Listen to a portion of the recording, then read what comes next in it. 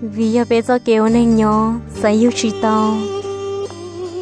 ấy thế anh chị tăng mừng khó phê khó rong là sĩ giàu ta chỉ mà giờ lấy cha lò cứ thò cơ trong tao có lúc tiên chị để xía thở cú xua rồi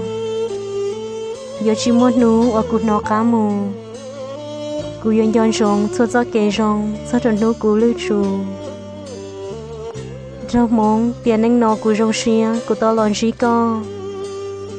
do kê cú yo cho cá mù chê như chùa đế cha nó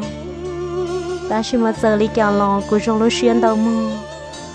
我摸个我古路，这古老音乐给他呢。giờ tiền nó, cú chỉ tao ya tụi nên quan cho con nhỏ.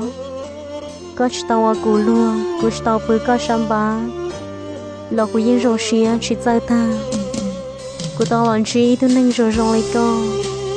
Giờ yon chi y vua xứ lò, yon cho một thằng tiền nên nó chỉ lo.